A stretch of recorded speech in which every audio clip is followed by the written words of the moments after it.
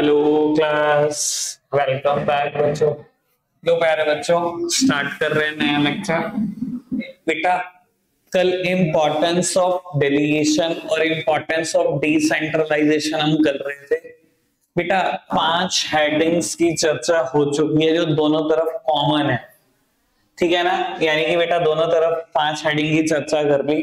अब बेटा दोनों तरफ एक एक हेडिंग यूनिक है, वो फिनिश करनी है। एलिमेंट्स ऑफ डेलीगेशन वो आज का टारगेट है, और बेटा प्रोसेस ऑफ ऑर्गेनाइजिंग इतना टारगेट आज का। देखते हैं बेटा कितना कर पाते हैं। तो वो सब सामने देख रहे हैं मेरी तरफ, पहले सब सामने देखो बेटा। एक हेडिंग जो इंपॉर्टेंस ऑफ डेलीगेशन में 5th नंबर पर है, बेसिस ऑफ मैनेजमेंट हायरार्की। ये हेडिंग बकाया है, ठीक है जी। वो कहता है basis of management hierarchy. Hierarchy का मतलब समझते हैं सब? हायरार्की का सिंपल मतलब होता है बेटा चेन। बाबू कैसे चेन बनाता है डेलीगेशन? ये डेलीगेशन का फायदा कैसे हो सकता है बेटा? समझते हैं जरा इस चीज को। बेटा मैं एक एग्जांपल देता हूं, मेरा ख्याल क्लैरिटी हो जाएगी, ठीक है ना। अपनी फर्म का एग्जांपल देता हूं। मेरी फर्म का नाम है मनीष चौहान कंपनी, ठीक है। अपने ऑफिस का एग्जांपल देता हूं बेटा। As a result of delegation हम कुछ ना कुछ पावर को बांटते हैं, कुछ ना कुछ पावर बांटेंगे बेटा। जब पावर बांटेंगे कभी भी ऐसा नहीं होगा ना कि सबको इक्वल मिल रही है। ऐसा भी होता है क्या? सबको इक्वल पावर मिल रही है, सबकी पावर एक जैसी? सर ऐसा कभी नहीं होगा, किसी भी ऑर्गेनाइजेशन में नहीं होगा, ठीक है ना। तो बेटा पावर तो बढ़ती है डेलीगेशन की वजह से, और बेटा जब भी पावर बढ़ती है सबको बराबर कभी नहीं बढ़ती है, ठीक है ना। बाबू सबकी कैपेबिलिटी अलग है, सबकी एजुकेशन अलग है, सबका एक्सपीरियंस अलग है, तो किसी को पावर कम मिलेगी, किसी को ज्यादा मिलेगी, बड़ी ऑब्वियस सी बात है बेटा। मेरा ऑफिस में एक स्टाफ है, बहुत नया स्टाफ है अभी बेटा, 10 दिन पुराना है, सिर्फ 10 दिन पुराना है। स्टाफ का नाम है डी, ठीक है जी बेटा।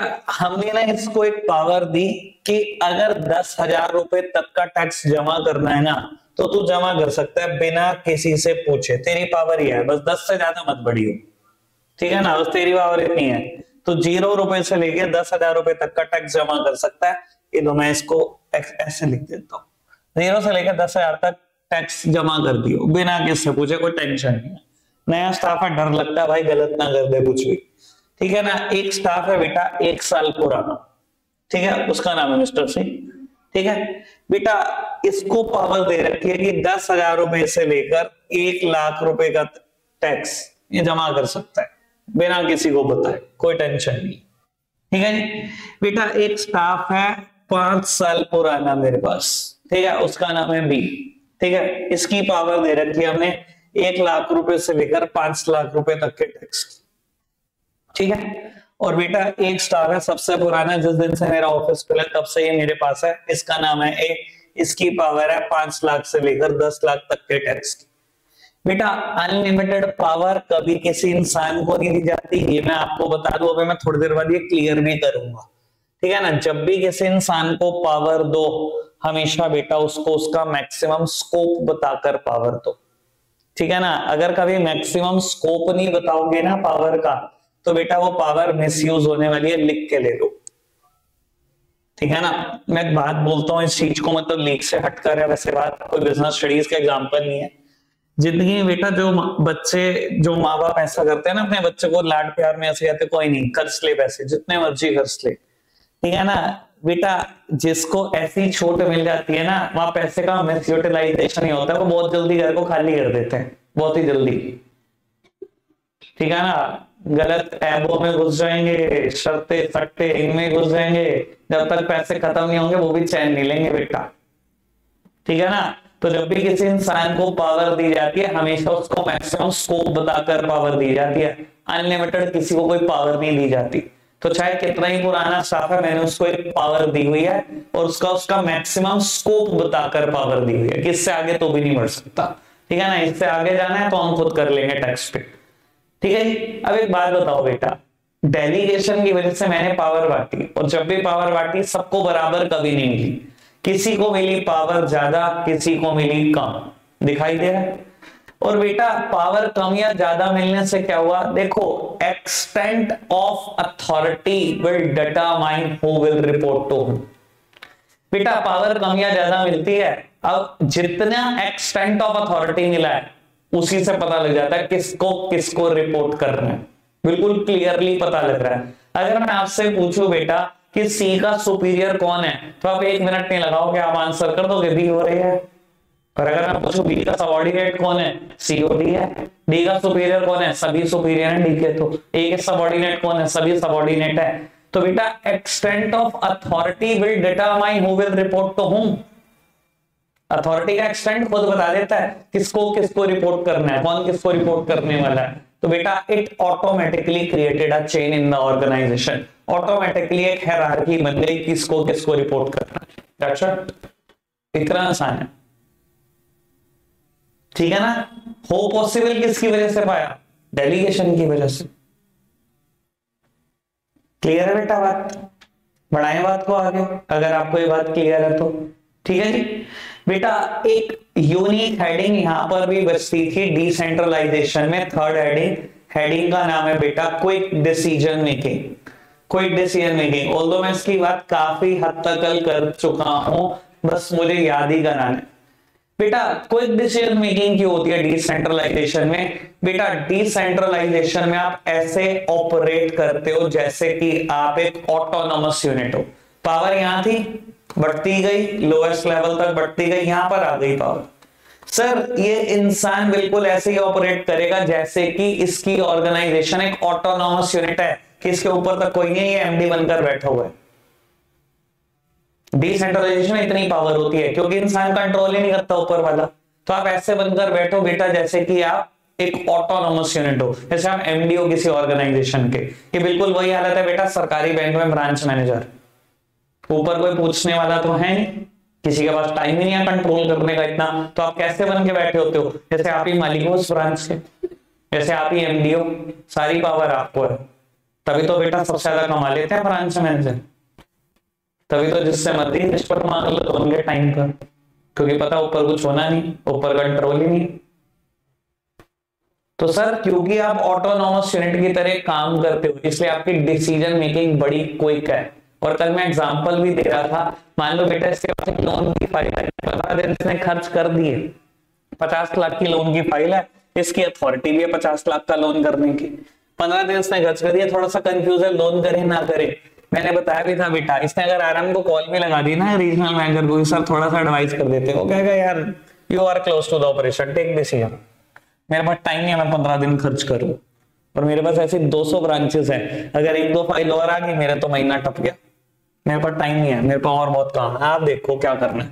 सर जब आप ही को करना है तो व्हाई नॉट क्विक। तो बेटा इसमें डिसीजन मेकिंग यहाँ बहुत क्विक होती है क्योंकि बेटा किसी को जवाब नहीं देना, कोई जवाब देने कुछ नहीं है।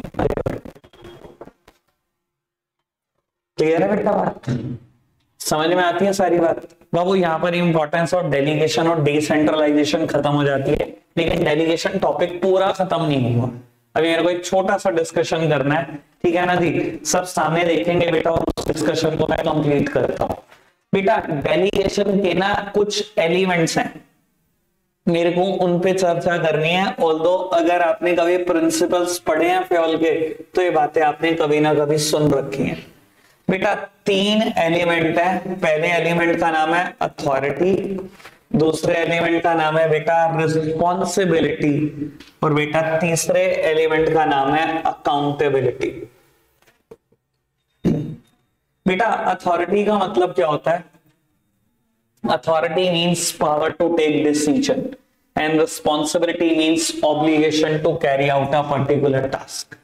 बेटा अथॉरिटी का मतलब है पावर और रिस्पॉन्सिबिलिटी का मतलब है ऑब्लिगेशन, ये सरदर्दियां हैं बेटा और कुछ नहीं, और बाबू ये पावर है। और अकाउंटेबिलिटी, बेटा अकाउंटेबिलिटी का मतलब होता है आंसरेबिलिटी, यानी कि being answerable for the final result. बेटा फ्योल का एक प्रिंसिपल भी था अथॉरिटी एंड रिस्पॉन्सिबिलिटी जो कहता है बेटा कि authority must accompany with the equal amount of responsibility and responsibility must accompany with the equal amount of authority. बेटा जब भी एक इंसान को पावर दी जाए ना, सिर्फ पावर मत दो, रिस्पॉन्सिबिलिटी साथ में दो बराबर अमाउंट की। और अगर आप किसी इंसान को रिस्पॉन्सिबिलिटी दे रहे हो तो बेटा बराबर अमाउंट की पावर जरूर दो। देखो, if only authority is granted, अगर सिर्फ अथॉरिटी दी जाए, कोई जिम्मेदारी ना दी जाए, सिर्फ पावर दी जाए, सर उसके मिस यूटिलाइजेशन होने के चांसेस 100% है। अगर आप इंसान को सिर्फ पावर देते हो, कोई ऑब्लिगेशन ही देते, सर वो अथॉरिटी मिसयूज होगी, आप इंसान को हिटलर बना रहे हो और कुछ नहीं कर रहे। और अगर एक इंसान को सिर्फ रिस्पॉन्सिबिलिटी दी जाए, कभी अथॉरिटी ना दी जाए, तो बेटा it will create dissatisfaction, it will create discontentment. ठीक है ना, मैं हमेशा एग्जांपल देता हूँ इस चीज का। आपने किसी इंसान को क्लास मॉनिटर बना दिया तो ये तेरी पावर अनलिमिटेड है, किसी का भी थप्पड़ मार सकता है, किसी का भी नाम लिख सकता है, किसी को भी प्रिंसिपल के पास लेके जा सकता है। बेटा उसने पूछा मेरी ऑब्लिगेशन क्या है, मेरी रिस्पॉन्सिबिलिटी क्या है, तो कुछ कोई रिस्पॉन्सिबिलिटी नहीं। क्लास माइंड हो ठीक, नहीं हो ठीक, सर लिख कर ले लो, वो पावर मिस यूज होने वाली है, वो सबसे बदले निकाल देगा और कुछ नहीं करेगा। जिससे उसकी दुश्मनी है सबसे बदले निकलेंगे बेटा, अगर कोई रिस्पॉन्सिबिलिटी नहीं है तो। और मैं बोलूं बेटा सिर्फ रिस्पॉन्सिबिलिटी हो, कभी कोई पावर ना हो, तो डिससैटिस्फैक्शन के अलावा कुछ नहीं हो सकता। एक बोर्ड के पेपर में बड़ा फेमस केस आता है कि परचेज मैनेजर ने परचेज डिपार्टमेंट में काम कर रहे एम्प्लॉइज को कहा कि मुझे 100 यूनिट बनी हुई चाहिए कल तक।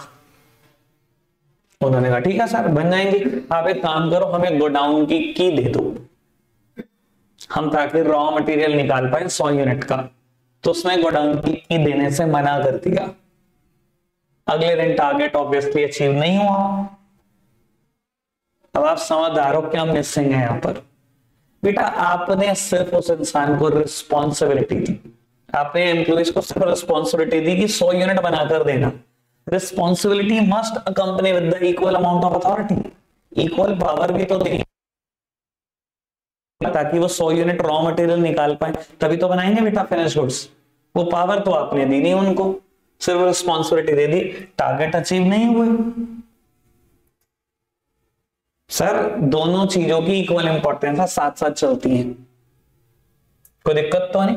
समझ में आ रही है सारी बात पक्का से। चलो जी अभी बेटा ये मुद्दा अभी भी कंप्लीट नहीं हुआ, थोड़ी सी एक और बात है वो कर देता हूं। मैं कहता हूं बेटा एक ऑर्गेनाइजेशन में एमडी है, उसने सेल्स मैनेजर को बुलाया और सेल्स मैनेजर को एक टास्क दिया कि आपको इस मंथ में 20,000 यूनिट्स बेचनी है, हर हाल में 20,000 यूनिट बेचो। और इस 20,000 यूनिट को बेचने के लिए अगर आपको कहीं ट्रैवल करना पड़े, किसी दूसरी सिटी जाना पड़े, तो वो मैं परमिशन दे रहा हूं, इक्वल अमाउंट ऑफ अथॉरिटी भी दे रहा हूं। ये रिस्पॉन्सिबिलिटी है आपकी 20,000 यूनिट बेचनी, तो मैं बराबर पावर भी दे रहा हूं, पावर दे रहा हूं 1 लाख रुपए तक खर्च कर सकते हो। ठीक है, responsibility must accompany with the equal amount of authority, तो उसने पावर भी दी थी। ठीक है जी बेटा, इस सेल्स मैनेजर ने क्या किया, 4 सेल्स पर्सन अपने नीचे अपॉइंट करे। ठीक है ना, सेल्स पर्सन 1 2 3 और 4। बेटा इसने सबको कह दिया कि 5-5 हजार यूनिट बेचो, हर हाल में 5-5 हजार यूनिट बेच कर दो। सबको कह दिया 5-5 हजार यूनिट बेच कर दो, और सबको कह दिया कि इस 5,000 यूनिट बेचने के लिए अगर कोई खर्चा करना पड़े तो खर्चा भी कर दो, मैं तुम्हें पावर दे रहा हूं 25-25 हजार रुपए की पावर है तुम्हारे पास, खर्च हो जितना खर्चा जा सकता है। ठीक है जी बाबू, क्या इसने ये मिली हुई रिस्पॉन्सिबिलिटी बांट दी? क्या ये इसने मिली हुई अथॉरिटी भी बांट दी?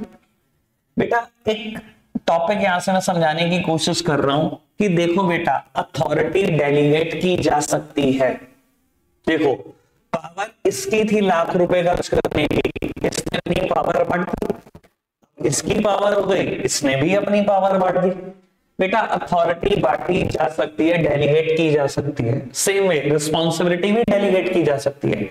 इसकी जिम्मेवारी है, इसने इसको बांट दी, इसने अपनी जिम्मेदारियां बेटा 4 लोगों को बांट दी।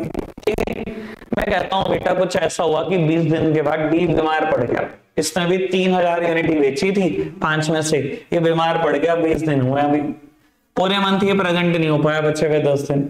ठीक है जी, इन्होंने 15,000 यूनिट बेची, इसने 3 बेची, 18 बिकी, 20 नहीं बिकी। एमडी ने बेटा इसको बुलाया सेल्स मैनेजर को, आओ जी जवाब दो क्या हुआ, ये 2,000 यूनिट क्यों नहीं बिकी? बेटा अब एक बात बिल्कुल आराम से समझ लेना, ठीक है आपने पावर बांट दी, ठीक है आपने रिस्पॉन्सिबिलिटी भी बांट दी, but accountability is absolute and can never be delegated. बेटा आंसरेबल आप ही रहोगे, कभी सेल्स मैनेजर ये नहीं कह सकता सर मैं कोई नहीं, मैं कल डी को बुला के लाऊंगा, डी से बात कर लेना, इसने नहीं बेची यूनिट। एमडी कंफर्टेबल नहीं है एक एम्प्लॉय से बात करने में, और ना वो करेगा। उसने आपको रिस्पॉन्सिबिलिटी दी थी 20,000 यूनिट बेचने की, उसने डी को नहीं दी थी, आपने किसको बांटी वो आपकी हेडक है।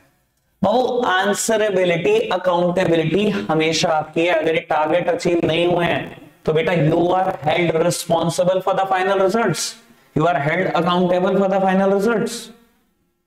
एमडी क्यों सुनेगा डी की, एमडी क्यों बात करेगा डी से? एक टॉप लेवल का पर्सोनल मुझे नहीं लगता बेटा एक वर्कर लेवल से बात करने में इंटरेस्टेड है किसी भी वे में। समझ में आती है बेटा बात? तो अथॉरिटी कैन बी डेलीगेटेड और to some extent responsibility can also be delegated, but बेटा accountability is absolute and can never be delegated. Power बांट दो, जिम्मेदारी बांट दो, तो बेटा आंसरेबिलिटी नहीं बांट पाओगे, वो आप ही रहेगी। कोई दिक्कत तो नहीं? समझ में आ रहा है बेटे बात पक्का से? एक और बात का डिस्कशन कर लो बाबू यहीं से, अथॉरिटी का फ्लो कैसा होता है सब सामने देखना है बेटा। फ्लो ऑफ अथॉरिटी की बात करने जा रहा हूं बेटा। अथॉरिटी का फ्लो हमेशा डाउनवर्ड्स होता है, सब सामने देख रहे हैं। कैसे भाई? पावर इसकी थी लाख रुपए खर्चने की, इसने ही तो दी, इसने ही तो आगे नीचे दी।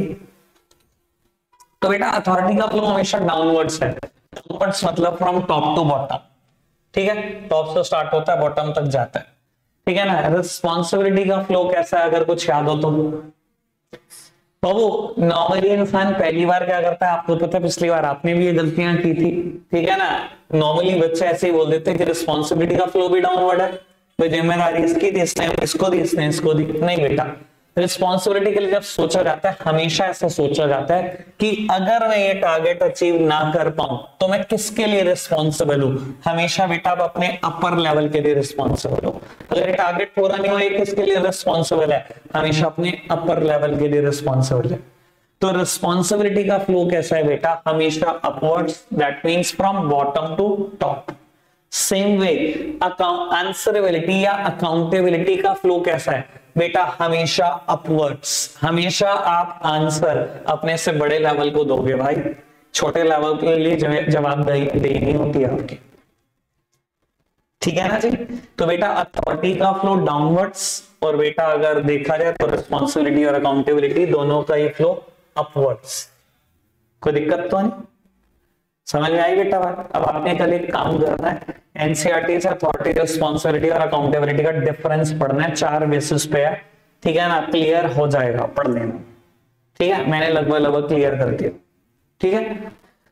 वो एक बात और, यहाँ पर डेलीगेशन की एक डेफिनेशन भी है, ठीक है? यहीं पर जहां पर हो आप एलिमेंट्स पढ़ रहे हो अपने नोट्स में, वहीं पर डेलीगेशन की एक डेफिनेशन भी है बेटा। डेफिनेशन क्या कहती है? सिंपल, आज तक नहीं रटी कोई डेफिनेशन तो अब भी नहीं रखनी बेटा। लिखा हुआ होगा delegation of authority merely means granting of authority to subordinates to operate within the prescribed limit. बेटा कहते हैं डेलीगेशन ऑफ अथॉरिटी का मतलब क्या होता है? Delegation of authority merely means granting of authority to subordinates. कहते हैं डेलीगेशन ऑफ अथॉरिटी का मतलब होता है अपने सबऑर्डिनेट्स को अथॉरिटी देना to operate within the prescribed limit. अभी मैं इसी चीज की बात कर रहा था। लेकिन बेटा जब भी पावर देना तो हमेशा उसको उसका मैक्सिमम स्कोप बताकर देना कि वो उसी लिमिट के अंडर ऑपरेट करे। अब ये नहीं कहा जा सकता कि 20,000 यूनिट बेच दी और जितने भी पैसे खर्चो खर्च लियो, जितने भी खर्चो। सर अगर ऐसी पावर दी जा रही है, सर लिख के ले लो, अगर 1 लाख का काम है वो 5 लाख ही बताएगा बिल, कैसे नहीं बता देगा। अगर ये दिमाग में कि जितने भी खर्चो खर्च लियो, सर 5 लाख ही बताएगा ये खर्च हो गए। मैं इधर गया था घूमने, उधर गया था, इधर बेचने की कोशिश करी, उधर बेचने की कोशिश करी, मैं फ्लाइट से चला गया था, तो यही हो जाएगा बेटा।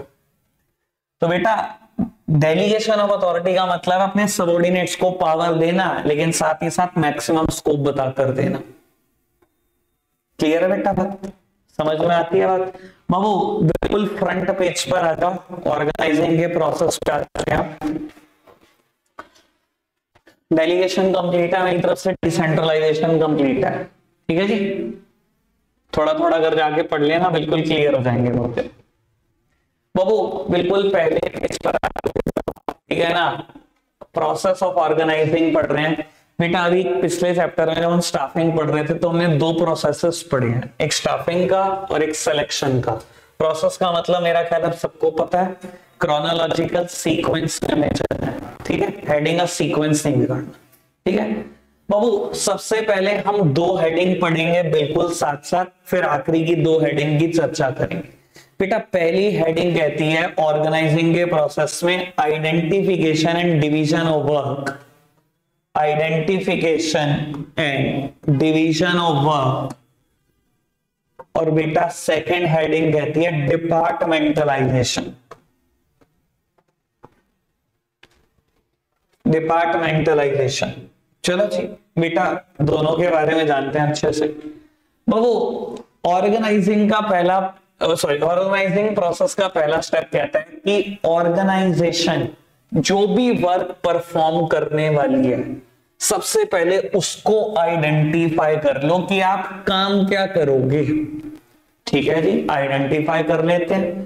कहता है और उसको डिवाइड कर दो into the smaller and the manageable task. बेटा टोटल वर्क देख लो, ऑर्गेनाइजेशन को क्या करना है। जो भी आपने टोटल काम करने हैं ना, सबके छोटे छोटे टुकड़े कर लो और इतने छोटे कर लो कि आप उसको आसानी से मैनेज कर पाओ। ठीक है ना, the total work should be identified and the total work should be divided into small and the manageable task. बेटा छोटे छोटे टुकड़े कर लो, इतने छोटे टुकड़े कर लो कि आप उसको मैनेज कर पाओ। और ये कहता है बेटा हम हर स्मॉल और मैनेजेबल टास्क को बोलेंगे जॉब। क्या बोलेंगे बेटा? जॉब बोलेंगे। ठीक है जी बाबू, इस स्टेप में बस इतनी सी बात है, टोटल वर्क आइडेंटिफाई करना है, छोटे छोटे टुकड़े करने हैं, इतने छोटे करने हैं कि उसको आप मैनेज कर पाओ। ठीक है जी, और हर स्मॉलर और द मैनेजेबल टास्क को हम क्या बोलेंगे बेटा? जॉब। बेटा सेकेंड स्टेप कहता है डिपार्टमेंटलाइजेशन। ये स्टेप थोड़ा बड़ा होगा, आराम से समझना। बेटा डिपार्टमेंटलाइजेशन कहता है जो भी जॉब्स सिमिलर नेचर की हैं, जितनी भी जॉब आपने आइडेंटिफाई करी है फर्स्ट स्टेप में, जो भी सिमिलर नेचर की जॉब आपको दिखाई दे रही है, they should be grouped together. इनको इकट्ठा कर लो एंड फॉर्म अ डिपार्टमेंट। इन सबको इकट्ठा करो और इनका एक डिपार्टमेंट बना दो। क्या कहने का मतलब है जी बाबू? एक एग्जांपल देकर एक्सप्लेन करता हूं, थोड़ा आराम से सुनना। बाबू एक बैंक को सोचो, बहुत सारे फंक्शन करता है बैंक, तो बहुत ज्यादा फंक्शन करता है। बेटा कहता है सबके ना, जितने भी काम बैंक करता है सबसे छोटे छोटे टुकड़े करते हैं। ठीक है जी बाबू, एक बार बताओ, अगर बैंक में आप सेविंग बैंक अकाउंट खुलवाओ, सेविंग अकाउंट खुलाओ, तो बैंक डिपॉजिट एक्सेप्ट करता है आपके? डिपॉजिट एक्सेप्ट करता है? करता है। बेटा करंट अकाउंट खुलवाएं तो हमारे डिपॉजिट लेता है? लेता है। बाबू एफडी, एफडी में भी डिपॉजिट लेता है। आरडी, आरडी में भी डिपॉजिट लेता है। सर डेबिट कार्ड इशू करता है? Issue debit card. बेटा क्रेडिट कार्ड इशू करता है? क्रेडिट कार्ड भी इशू करता है, इशू ऑफ क्रेडिट कार्ड। बेटा नेट बैंकिंग एक्टिवेट करता है? नेट बैंकिंग, इंटरनेट बैंकिंग की भी फैसिलिटी देता है। बाबू लॉकर फैसिलिटी, लॉकर फैसिलिटी भी देता है। और XYZ हजारों काम है, छोड़ो जी, मेरे को ज्यादा नहीं जाना, जितना मेरा एग्जांपल होगा उतना पूरा हो जाएगा। तो बाबू मैंने अभी पहला स्टेप परफॉर्म किया ऑर्गेनाइजिंग का, सारी की सारी बैंक की एक्टिविटी ढूंढने की कोशिश करी और उनके छोटे छोटे टुकड़े कर दिए, जितने छोटे हो सकते थे, जितने मैनेज कर सकता था। ये सब कुछ नहीं है बेटा, ये जॉब्स हैं। ठीक है बेटा, जो जॉब्स सिमिलर नेचर की हैं, एक जैसी दिखाई दे रही हैं, they should be grouped together. इनको इकट्ठा कर लो और एक डिपार्टमेंट बना दो। बाबू मुझे लगता है ये चारों खातों में डिपॉजिट ही तो एक्सेप्ट होना है। आपको नहीं लगता कि मुझे एक डिपार्टमेंट बना देना चाहिए जहां पे सिर्फ डिपॉजिट एक्सेप्ट होता हो? अरे भाई पैसे इसमें भी गिनने हैं, पैसे इसमें भी एक्सेप्ट करने हैं, पैसे इसमें भी एक्सेप्ट करने हैं, पैसे तो एक्सेप्ट कर रहे हैं ना। Why not that should be grouped together to form a department? इनको इकट्ठा कर दो, एक डिपार्टमेंट बना दो। सेम वे बेटा कोई भी नया बैंक अकाउंट खोले आज की तारीख में, हर किसी को एटीएम कार्ड चाहिए, हर किसी को क्रेडिट कार्ड चाहिए, हर किसी को नेट बैंकिंग एक्टिवेट चाहिए। सर व्हाई नॉट इनको इकट्ठा करके एक डिपार्टमेंट बना दो। वही इंसान डेबिट कार्ड इशू कर दे, वही क्रेडिट कार्ड, वही नेट बैंकिंग एक्टिवेट कर दे। तो बेटा activity having common nature should be grouped together to form a department. मैं कहता हूं बेटा एक और कंपनी है, उसके भी एंगल से सोच लेते हैं। एक कंपनी है कार मैन्युफैक्चरिंग कंपनी, कुछ भी सोचो, Hyundai की बात करें, ठीक है जी, कार मैन्युफैक्चर करती है। सर ये तो उसका बहुत बड़ा काम हो गया, आइडेंटिफिकेशन ऑफ वर्क हो गया कि कार मैन्युफैक्चरिंग करनी है। पर बेटा इसमें बहुत सारी छोटी छोटी जॉब्स हैं, छोटी छोटी जॉब सोचते हैं जो स्मॉलर और मैनेजेबल टास्क है, ठीक है जी। बेटा कार मैन्युफैक्चरिंग करने के लिए ना ये रॉ मटेरियल खरीदते हैं, बहुत सारा खरीदते होंगे ना, कुछ स्टील कुछ लोहा खरीदना पड़ता होगा ना बेटा। ये कुछ ना कुछ मैन्युफैक्चर्ड पार्ट्स भी खरीदते हैं, purchase of manufactured parts. Babu manufactured parts क्या होता है बेटा? टायर Hyundai तो नहीं बनाता, वो तो बने बनाए खरीदता है। स्टीरियो Hyundai तो नहीं बनाता, वो तो बना बनाया खरीदता है। तो बेटा कुछ तो बने बनाए पार्ट्स खरीदते हैं, ये कुछ ये खुद बनाते हैं। तो खुद बनाने के लिए रॉ मटेरियल खरीदते हैं, जो बना बनाया खरीदना है बेटा उसको अलग खरीदते हैं। बेटा कुछ एक्सेसरीज भी खरीदते हैं, कुछ एक्सेसरीज भी खरीदते हैं ये, जैसे कि बाद में देते रहते हैं आपको free of leather seat cover दे देंगे, ठीक है ना, या ये फ्री दे देंगे। तो आप एक्सेसरीज भी खरीदते हैं बहुत सारी, ठीक है जी। बेटा फिर एक मेजर एक्टिविटी है ये प्रोडक्शन करते हैं बेटा। देन बाबू इनकी एक एक्टिविटी है सेल्स, एक एक्टिविटी है मार्केटिंग। जितनी भी जॉब्स हो सकती हैं सब आइडेंटिफाई कर लो, सब कर लीजिए, सब आइडेंटिफाई।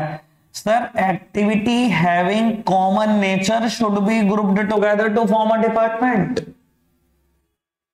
सर आपको नहीं लग रही है एक्टिविटी एक जैसी है, सिमिलर नेचर की है? रॉ मटेरियल परचेज ही करना है, एक्सेसरी परचेज ही करनी है, मैन्युफैक्चर्ड पार्ट परचेज ही करना है। व्हाई नॉट मैं इनको इकट्ठा कर दूं, एक डिपार्टमेंट बना दूं known as purchase department. Why not कि मैं इनको इकट्ठा कर दूं मार्केटिंग और एड डिपार्टमेंट को, कि इकट्ठा कर दो एक ही डिपार्टमेंट बना दो मार्केटिंग डिपार्टमेंट। लगभग एक जैसी एक्टिविटी। समझ में आ रहा है डिपार्टमेंटलाइजेशन कैसे होता है? सारी एक्टिविटी ढूंढो जितनी भी हो सकती हैं, छोटे से छोटी, जो एक जैसी है उनको इकट्ठा करके डिपार्टमेंट बनाना, दैट्स इट, ठीक है जी। इतना मुद्दा क्लियर है? डिपार्टमेंटलाइजेशन अभी खत्म नहीं हुआ, अभी मेरा एक और छोटी सी बात रहती है, मैंने पहले ही कह दिया था ये थोड़ा सा स्टेप बड़ा है। बाबू डिपार्टमेंटलाइजेशन करने के ना 3 तरीके हो सकते हैं, ठीक है जी। और बाबू कल से ये मेरे मेन टॉपिक का पार्ट भी बनेगा। बाबू एक तो डिपार्टमेंटलाइजेशन हो सकता है on the basis of functions, एक हो सकता है बेटा on the basis of type of product, और बेटा तीसरा हो सकता है on the basis of territory. Departmentalisation बेटा 3 तरीके से किया जा सकता है। फंक्शन के बेसिस पे करोगे तो इसको हम बोलते हैं functional structure. Type of product के बेसिस पे करोगे, सुन लो बेटा क्योंकि ये कल बहुत परेशान करेगा। फंक्शन के बेसिस पे करोगे तो बोलते हैं functional structure, type of product पे करोगे तो बोलते हैं डिविजनल स्ट्रक्चर, टेरिटरी के बेसिस पे करते हो तो मेरे कोर्स का पार्ट नहीं है, ठीक है जी, लेकिन मैं एग्जांपल जरूर दे दूंगा, ठीक है जी। सुनना बेटा, फंक्शंस के हिसाब से कैसे हम डिपार्टमेंटलाइजेशन कर सकते हैं? सर पूरी ऑर्गेनाइजेशन के छोटे छोटे टुकड़े करना फंक्शन के हिसाब से, इसे ही बोलते हैं फंक्शनल स्ट्रक्चर या departmentalisation on the basis of function. बेटा मेरी ऑर्गेनाइजेशन में जितने भी मेजर फंक्शंस है ना, सबको उठा के एक डिपार्टमेंट बना दो, बन गया फंक्शनल स्ट्रक्चर, सबसे इजी। बाबू मान लो मेरी ऑर्गेनाइजेशन में परचेज एक बहुत बड़ा डिपार्टमेंट है, परचेज एक बहुत बड़ा फंक्शन है, मैंने उठा के बना दिया परचेज डिपार्टमेंट। प्रोडक्शन एक अच्छा फंक्शन है, मैंने बना दिया बेटा प्रोडक्शन डिपार्टमेंट। सेल्स एक बड़ा इंपॉर्टेंट फंक्शन है, सेल्स डिपार्टमेंट। मार्केटिंग एक इंपॉर्टेंट एक्टिविटी है, मार्केटिंग डिपार्टमेंट। यही है बेटा functional structure. Dividing the whole enterprise according to the major functions to be performed in the organization is known as functional structure. पूरी organization के function के हिसाब से टुकड़े करना फंक्शनल स्ट्रक्चर कहलाता है। फंक्शन के हिसाब से बढ़ते, ठीक है जी। तो बेटा on the basis of type of product इसमें डिपार्टमेंटलाइजेशन कैसे की जाती है? बेटा मान लो मेरी ऑर्गेनाइजेशन 4 प्रोडक्ट बनाती है, तो सबसे पहले बेटा इसके 4 टुकड़े कर दो पूरी ऑर्गेनाइजेशन के, ठीक है ना जी। मान लो बेटा 4 प्रोडक्ट में एक प्रोडक्ट है कॉस्मेटिक्स, लो जी। एक प्रोडक्ट है बेटा बैग्स बनाते हो, लो जी। एक बेटा प्रोडक्ट है फुटवियर बनाते हो, लो जी। एक प्रोडक्ट है बेटा कोई और सेल फोन बनाते हो, लो जी। 4 टुकड़े कर दिए मैंने। किसके बेसिस पे करे सर? टाइप ऑफ प्रोडक्ट के बेसिस पे करे। अब इसके नीचे वही जो मेजर फंक्शन होंगे वही डिपार्टमेंट। परचेज मेजर फंक्शन है, प्रोडक्शन है, सेल्स है, मार्केटिंग है। Production purchase sales marketing, production purchase sales marketing, production purchase sales marketing. तो बेटा ऑर्गेनाइजेशन के टुकड़े करना प्रोडक्ट के बेसिस पर, ये डिविजनल स्ट्रक्चर है, ये भी डिपार्टमेंटलाइजेशन का तरीका है। और ऑर्गेनाइजेशन के टुकड़े करना फंक्शन के बेसिस पर, सर ये फंक्शनल स्ट्रक्चर है। और अगर टेरिटरी की बात करो तो सर कोर्स का बांटते हैं, लेकिन कर देते हैं बात। मान लो बेटा मेरी ऑर्गेनाइजेशन 3 जगह से ऑपरेट करती है, 3 जगह पर एग्जिस्ट करती है। बाबू गुरुग्राम में एक फैक्ट्री है, एक बेंगलुरु फैक्ट्री, एक दुबई फैक्ट्री है। पहले टुकड़े करे जगह के हिसाब से, टेरिटरी के हिसाब से। फिर again production purchase sales marketing, production purchase sales marketing. ये कोर्स का पार्ट नहीं है, लेकिन सिर्फ एग्जांपल देना था तो देती है, ठीक है जी। Dividing the whole enterprise according to the major functions to be performed is known as functional structure. Dividing the whole enterprise according to the major product to be manufactured is known as divisional structure. Clear है बेटा बात? समझ में आई बात? तो departmentalisation एक बड़ा important step है, पढ़ लेना। मेरा ख्याल मैंने तो क्लियर कर दिया, लेकिन अभी खत्म नहीं कर सकता। ऑर्गेनाइजिंग के प्रोसेस में 2 स्टेप रहते हैं, पूरे होंगे तभी खत्म होगा बैच। तो बेटा third heading is assignment of duty. अब 1-1 मिनट के मुद्दे हैं, खत्म करते हैं बाबू। थर्ड स्टेप है असाइनमेंट ऑफ ड्यूटी। मेरी तरफ देखना, सब मेरी तरफ देखो। सर टोटल वर्क आइडेंटिफाई किया, छोटे छोटे टुकड़े करे, जो जॉब सिमिलर नेचर की थी उनको ग्रुप टुगेदर किया, डिपार्टमेंट बन गया, ठीक है। अब डिपार्टमेंट मान लो मैंने ऐसे ऐसे बनाया, फंक्शन के बेसिस पे बनाया, परचेज, प्रोडक्शन, सेल्स, मार्केटिंग, ये बना दिया। सर अब बाबू काम देना शुरू करो, एम्प्लॉय को ड्यूटी बतानी शुरू करो, कौन किस डिपार्टमेंट में जाएगा। सर लेकिन मैं आपको हमेशा बोलूंगा, ये बात ध्यान रखना, स्टेप का नाम है असाइनमेंट ऑफ ड्यूटी। जब आप ड्यूटी असाइन कर रहे हो ना एम्प्लॉय को, तो बेटा एम्प्लॉय का स्किल और कंपिटेंस जरूर देख लो किस फील्ड में है। And there should be a balance between the nature of job and the qualification of employ. You have to create a balance. मैं कहता हूं सामने वाला इंसान क्वालिफिकेशन लेकर आया मार्केटिंग के फील्ड में, अब आप ये नहीं कह सकते चल परचेज में काम कर ले। भाई उसकी क्वालिफिकेशन, उसका स्किल, उसका कंपिटेंस मार्केटिंग में है ना, तो उसको किस डिपार्टमेंट में काम करना चाहिए? बेटा ऑब्वियसली मार्केटिंग में। You have to create a balance between the nature of job and the qualification of employ. सामने वाले ने क्वालिफिकेशन प्रोडक्शन में हासिल किया, उसने 5 साल का एक्सपीरियंस है प्रोडक्शन में, तो बेटा ऑब्वियसली उसके लिए प्रोडक्शन डिपार्टमेंट बना, उसे वहां प्लेस कर।